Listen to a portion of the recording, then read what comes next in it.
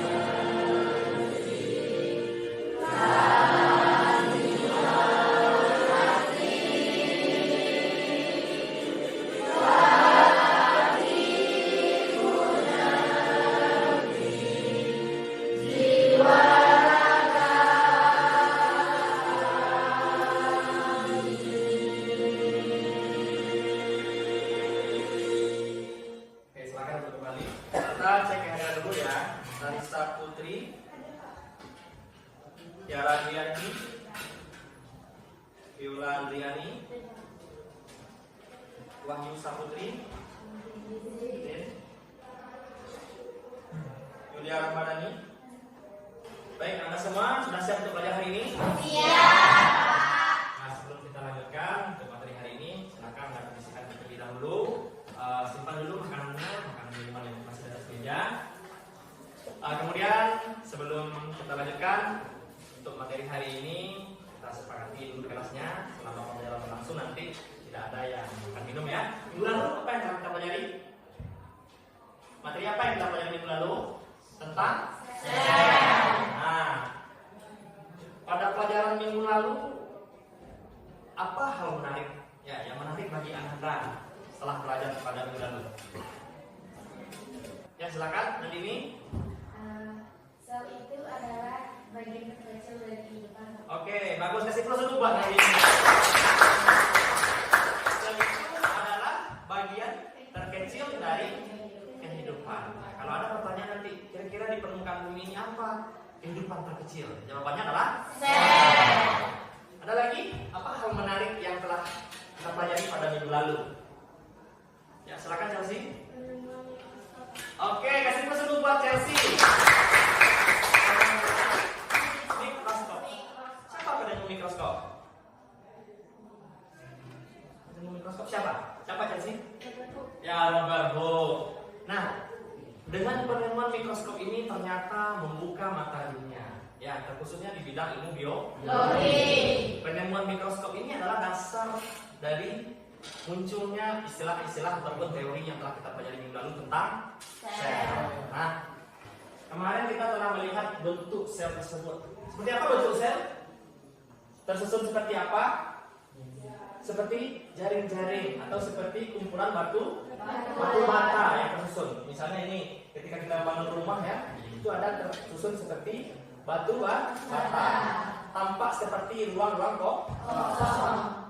Nah, lalu bagaimana ruang-ruang kosong itu menyusun kehidupan manusia dengan begitu rapi? Ya, maksudnya adalah bagaimana ketika kita bernafas. Ada yang tahu nggak? Ada yang bisa membedakan di dunia ini? Banyak sekali gas ya, ada nitrogen, ada oksigen, ada CO2, ada karbon monoksida. Tapi yang tersaring yang masuk ke dalam tubuh manusia adalah oksigen. Ketika kita bernafas yang masuk adalah oksigen. Kemudian proses berikutnya yang dikeluarkan adalah CO2 atau karbon dioksida. Proses ini terjadi sangat rapi. Hanya melibatkan beberapa organ saja yang nanti kita pelajari di sistem pernafasan. Kemudian juga pada saat sebelum berangkat ke sekolah Anda mungkin makan sepotong roti ya. Ketika Anda makan itu terjadi pencernaan secara mekanik di dalam mulut. Ya, dibantu oleh gigi dan juga lidah.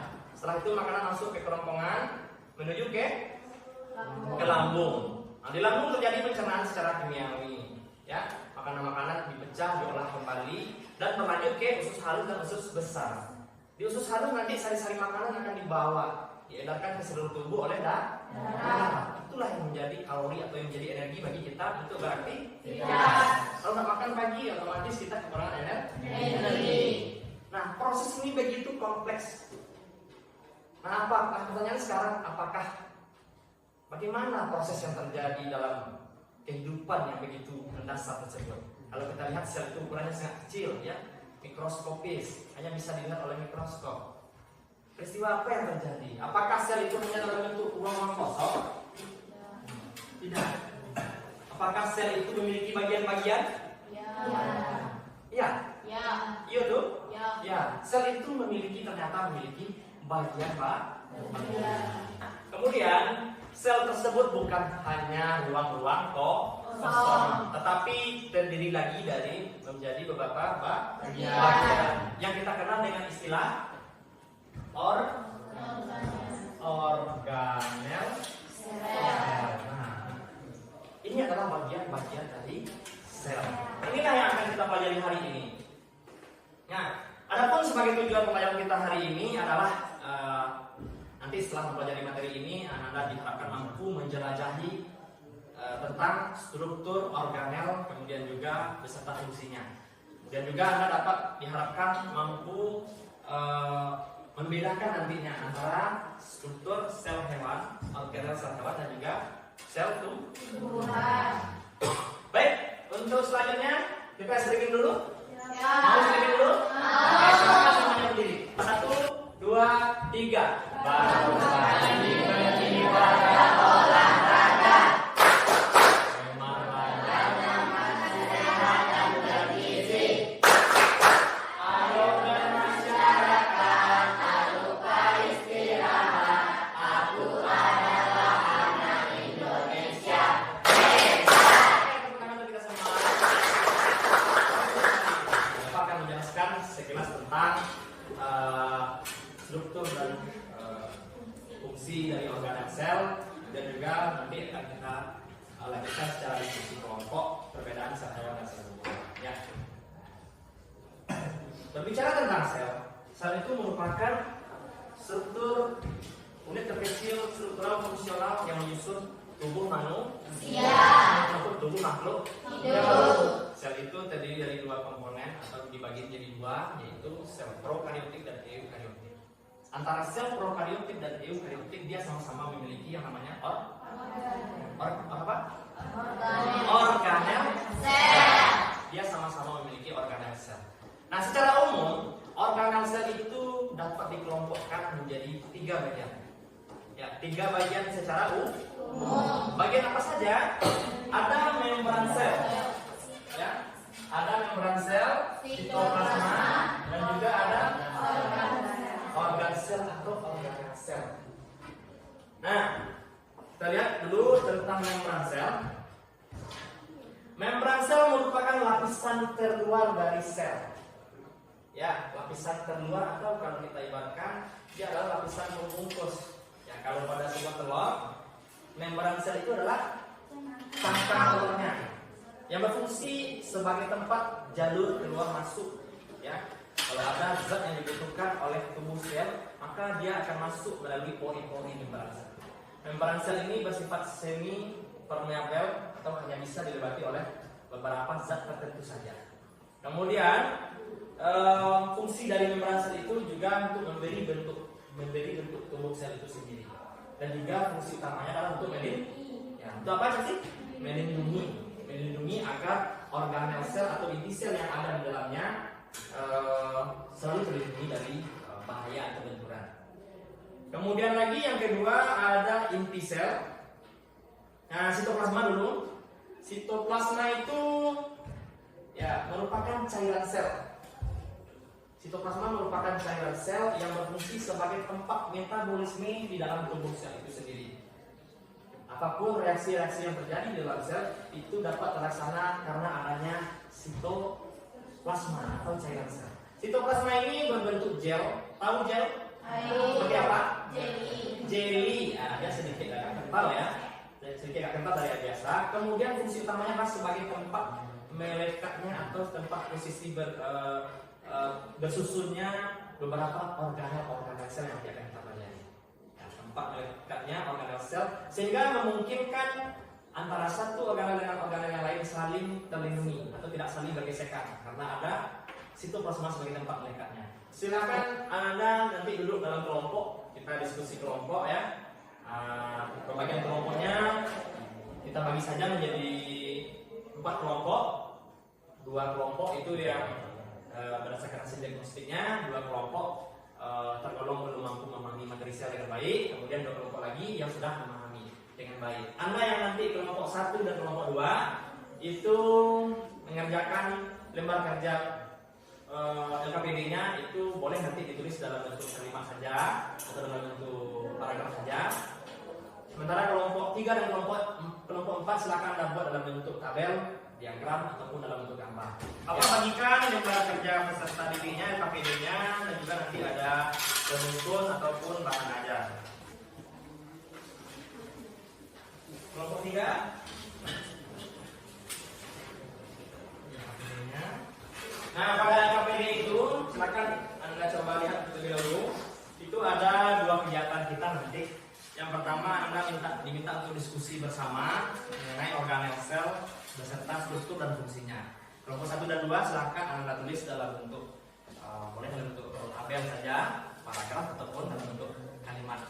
Itu pertanyaan nomor 1. Kemudian kelompok 3 dan 4 silakan Anda buat dalam bentuk boleh dalam bentuk gambar ataupun dalam bentuk poster sederhana ya, nomor 3 dan 4. Kemudian pada bagian nomor 2 perbedaan sel tumbuhan dan sel hewan. Nah, di perbedaan sel tumbuhan dan sel hewan ini kelompok 1 2 boleh dibuat dalam bentuk paragraf saja atau dalam bentuk pembentukan saja. Kelompok 3 dan 4 silakan aplikasikan dalam bentuk tabel juga boleh. Ya. Sebelum kita mulai diskusi, untuk lebih pahamnya Anda tentang organel sel, silakan Anda simak terlebih dahulu video yang akan Bapak tampilkan nanti mengenai organel sel. Ya, silakan disimak baik-baik ya.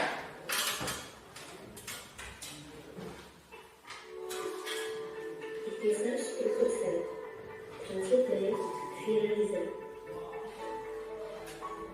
Sel adalah unit fungsi terkecil dari organisme.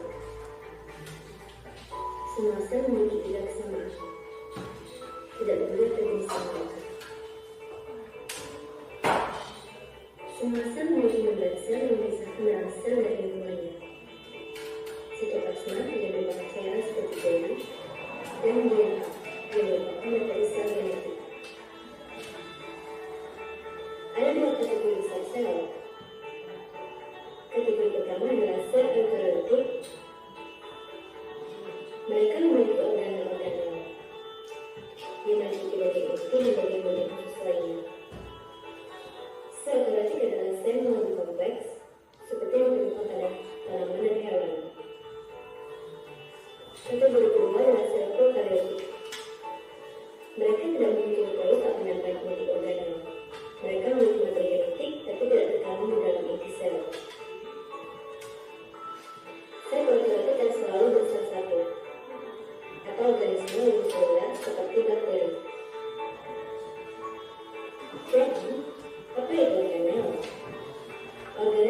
sampai kecil. Adalah bagian khusus dari sel yang memiliki pekerjaan yang unik untuk dilakukan. Mari kita mulai dari inti, yaitu pusat kontrol sel. Inti nukleus mengandung DNA atau genetik. DNA memberitakan data yang sel lakukan, dan bagaimana hal itu akan dilakukannya. Format infusus adalah bentuk DNA yang tersebar dalam organ nuklear. Boleh dicatat ya, apa yang menjadi poin penting jadi pertanyaan nanti. Kita selesai untuk menilai DNA memandai sebuah struktur yang dikenal sebagai kromosom. Inti juga mengandung sebuah nukleus yang merupakan struktur di mana ribosom akan dibuat. Setelah ribosom mengenal inti, mereka akan memiliki tugas penting, bersintesis atau membuat protein. Dari tayangan video tadi, apa hal menarik yang dapat Anda catat tadi? Atau hal yang menarik lah dari organel sel yang kita tampilkan tadi? Apa saja?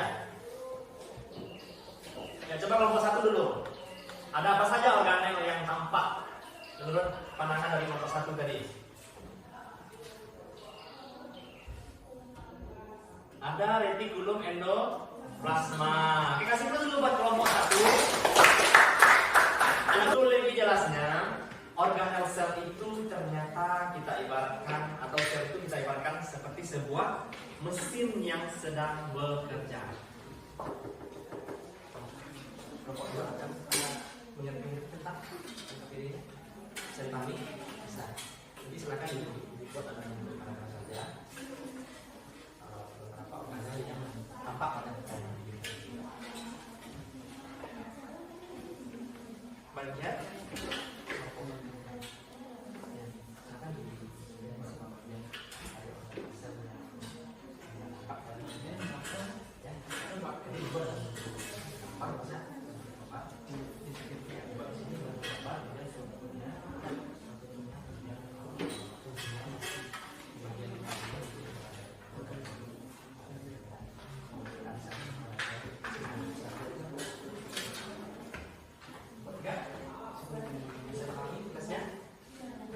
ini juga kita tampilkan di depan ya, ini gambar dari organel sel ini pada sel penyembuhan.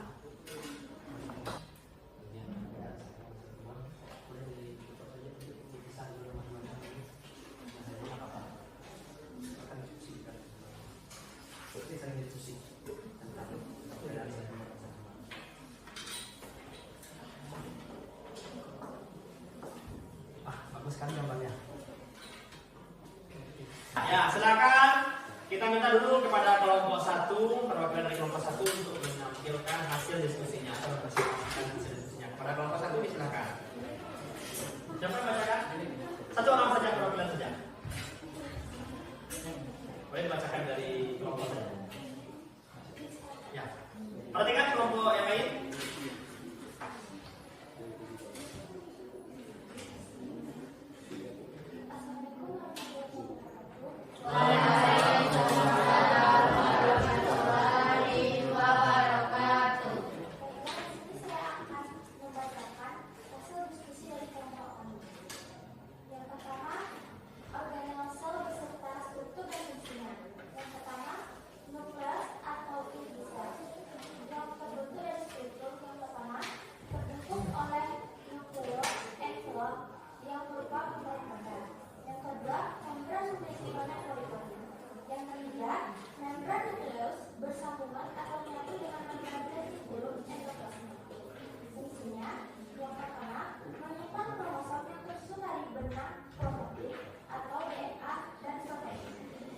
Kita kasih dulu buat kelompok 1.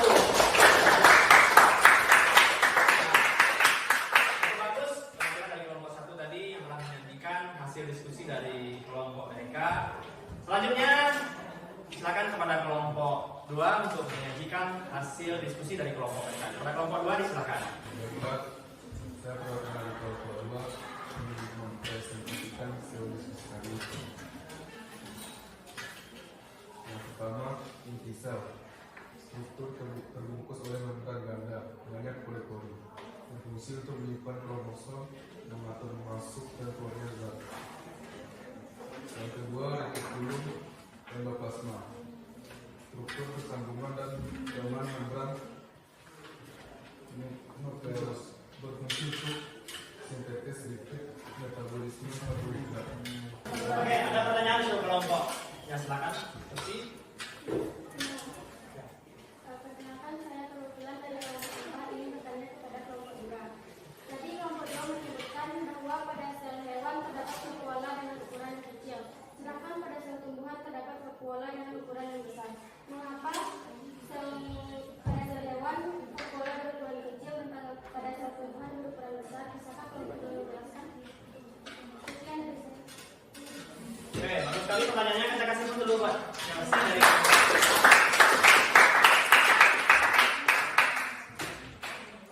silakan dijawab oleh kelompok 2. Ya, silakan. Bagaimana menjawab pertanyaan dari kelompok 4? Vakuola pada sel tumbuhan digunakan besar karena digunakan untuk menyimpan air Ya. dan mengatur keseimbangan air. Sedangkan pada sel hewan Ya, sedangkan pada selewan juga untuk cadangan air tapi dalam gelas ya. Jadi, ya bagaimana kelompok 4? Apakah paham dengan jawaban dari kelompok 2? Sudah? Yang lain? Ada pertanyaan? Tidak? Ya. Bagus sekali, kita kasih dulu untuk kelompok 2. nukleus atau inti sel pada hewan terletak di tengah, sedangkan pada tumbuhan terletak di tepi sel. Sentriol pada hewan ada, sedangkan pada tumbuhan tidak ada.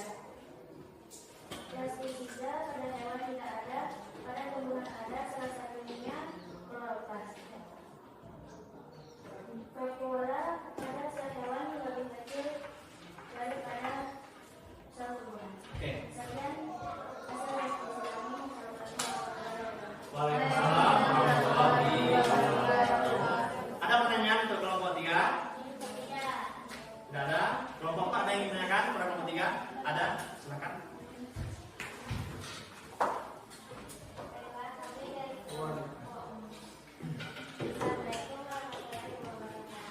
Waalaikumsalam warahmatullahi wabarakatuh. Saya perwakilan dari kelompok 4 ingin bertanya kepada kelompok 3, apakah fungsi kloroplasma pada sel tumbuhan?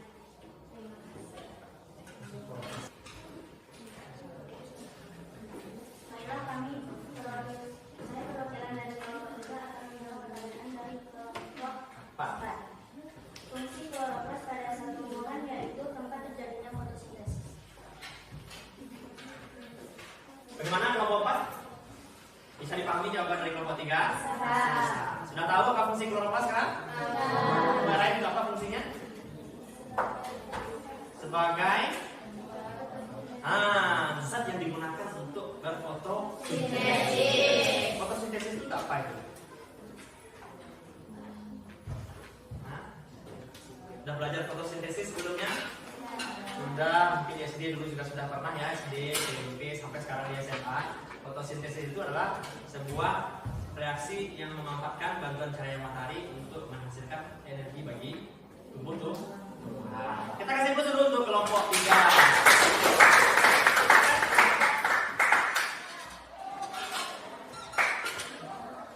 Baiklah, kami dari kelompok 4 akan menyampaikan hasil diskusi tadi. Organan sel kami temukan yaitu mitokondria. Fungsinya untuk menghasilkan energi ATP. Oke, ada pertanyaan untuk kelompok 4? Silakan kelompok 1. Ada pertanyaan untuk kelompok 4? Kelompok 2, kelompok 3, silakan coba. Kalau ada yang ingin ditanyakan.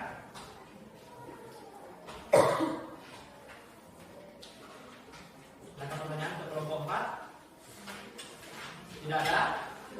Tidak ada. Oke, kita kasih dulu untuk kelompok 4. Itulah diskusi kita pada hari ini mengenai organ sel. Nah,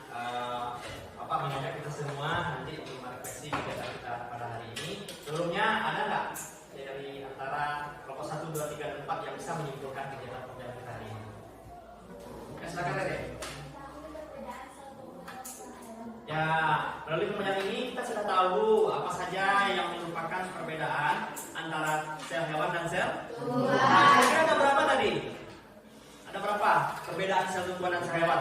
Hasil diskusi dari kelompok 1 berapa? 6. Kelompok 2 ada berapa? 5. Kelompok 6 juga? Kelompok 3 ada berapa?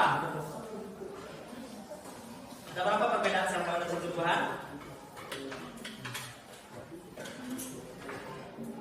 6. Kelompok 4? 6 juga. Oke, sama. Kita sama-sama menemukan adanya perbedaan antara sel hewan dan sel tumbuhan. Ini jumlahnya 6. Kira-kira apa perbedaannya? Kenapa bisa berbeda? Karena salah satu fungsinya juga berbeda.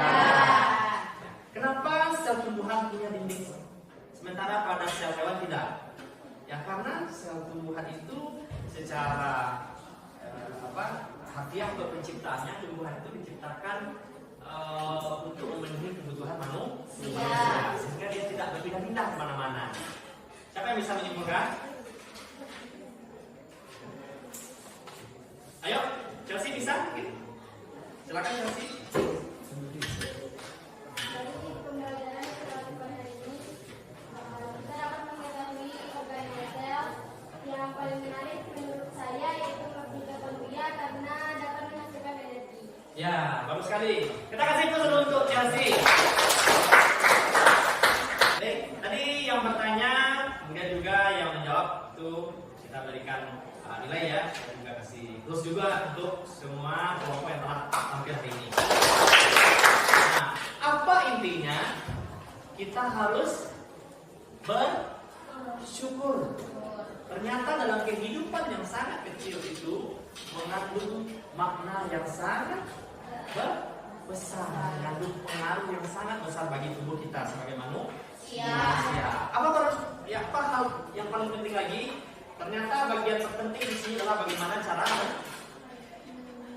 merawat atau menjaga tubuh kita.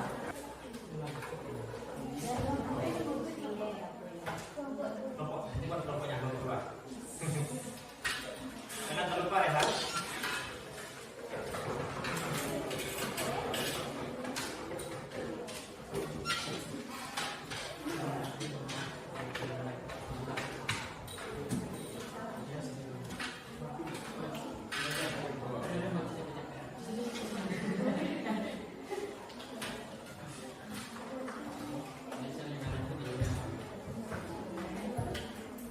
Dari hasil diskusi kelompok 1, 2, 3, dan 4, ternyata kalian semua hebat. Ya.